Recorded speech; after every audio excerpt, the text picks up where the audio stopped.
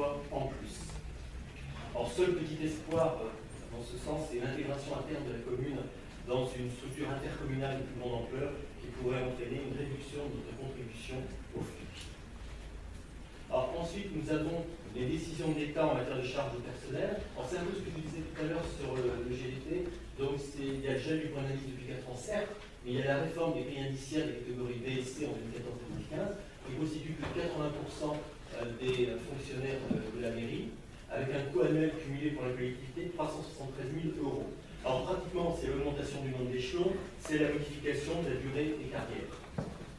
Nous avons également la hausse des cotisations retraite salariale employeur avec la CNRACL, la Caisse nationale de retraite des agents économiques locales, le Cantec, 110 000 € pour la ville, là c'est un 1000 points d'impôt. Vous voyez, tout ça s'accumule régulièrement. Nous en avons parlé déjà tout à l'heure, la réforme des rythmes scolaires.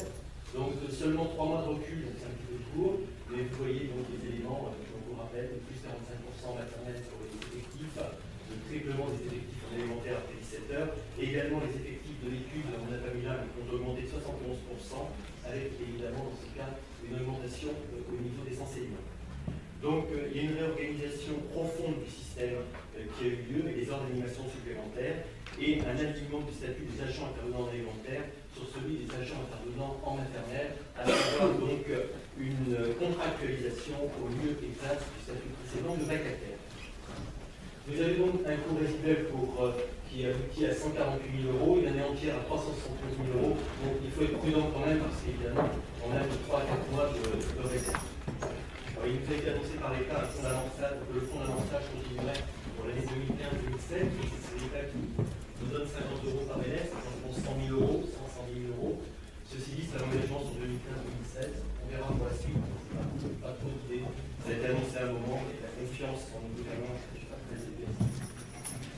Au niveau ensuite du centre aquatique, d'abord une bonne nouvelle, puisque, comme je l'ai inscrit il y a peu, la commission de sécurité a validé et donné un feu vert. Donc le centre aquatique ouvre ses portes le 14 février. Vous avez ensuite quelques photos.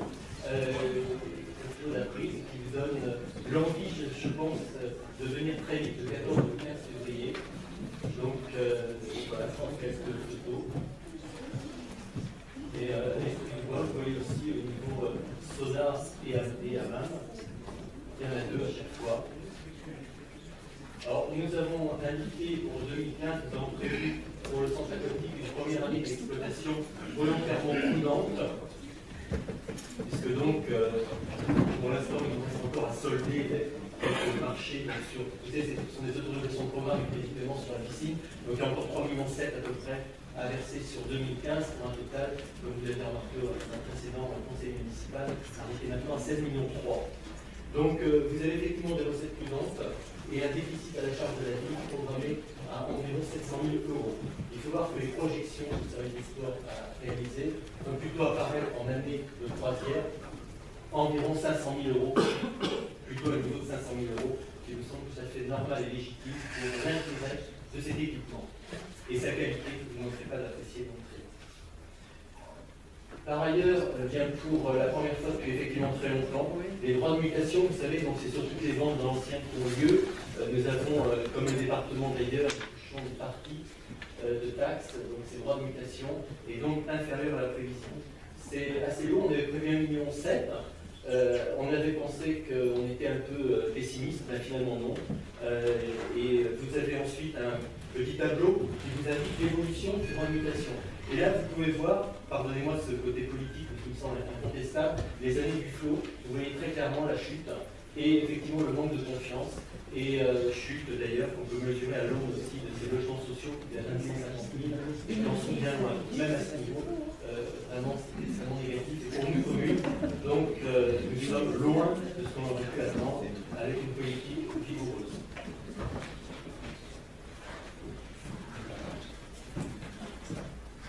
Voilà, donc on retient a priori 1,6 million de façon prudentielle, c'est pas la peine non plus de descendre en dessous. On aura peut-être une bonne surprise, mais au vu de la politique actuelle, disons, même s'il y a une bonne surprise, elle ne sera pas très très importante de toutes les façons, mais ça semble assez prudent de retenir 1,6 million.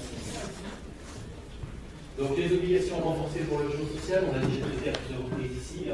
Donc le nombre de logements sociaux que nous avons est 1178.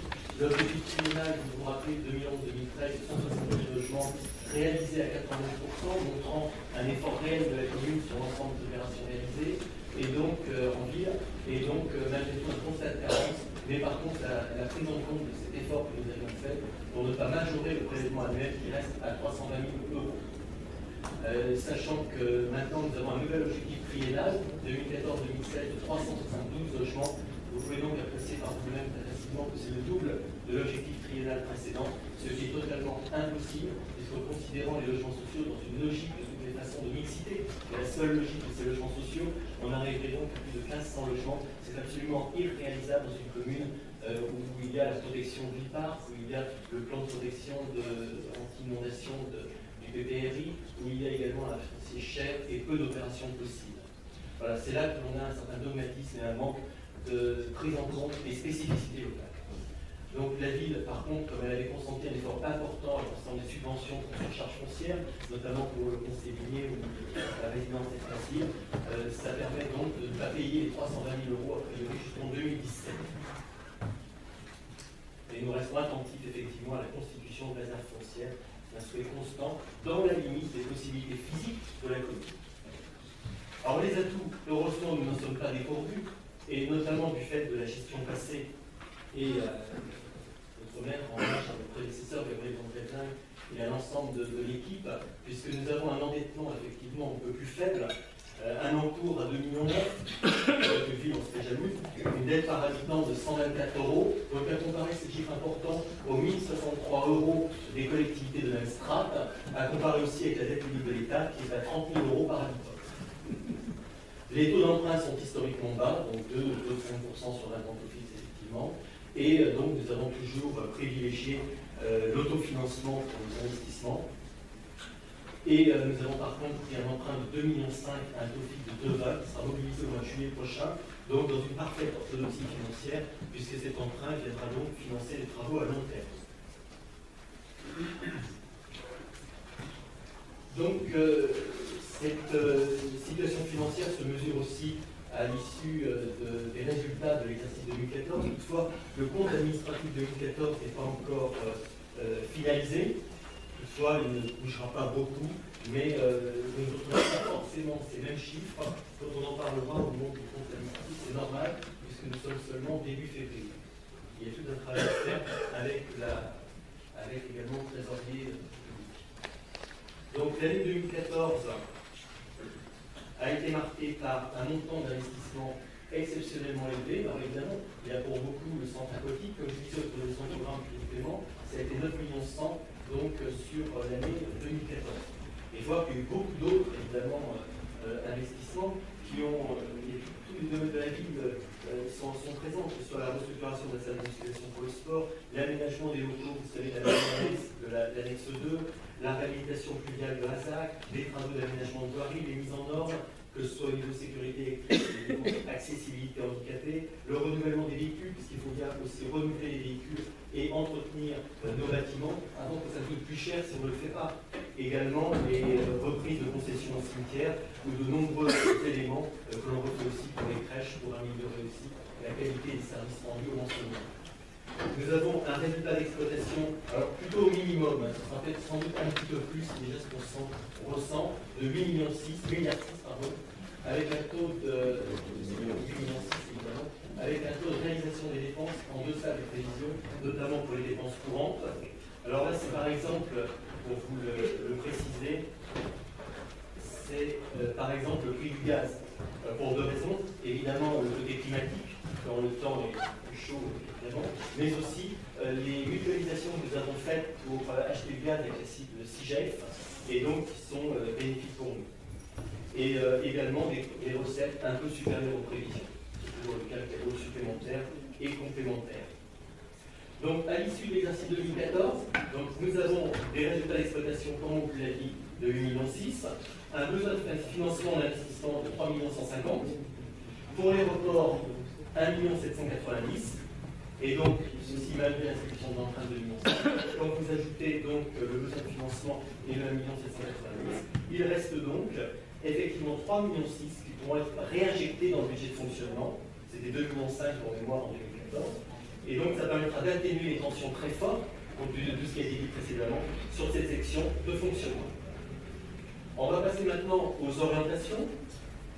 Donc une petite phrase, évidemment, à juste titre sur, évidemment, comme vous l'avez vu auparavant, les années difficiles, où il faut que chacun prenne conscience des conséquences du pacte de responsabilité de croissance, de la situation économique générale et des circonstances particulières à la France que nous avons évoquées. Donc un petit dessin pour vous illustrer, avec ce qui montre malheureusement, c'est ce qui nous coûte, mais c'est vrai, c'est aussi ce que résultat vous donner.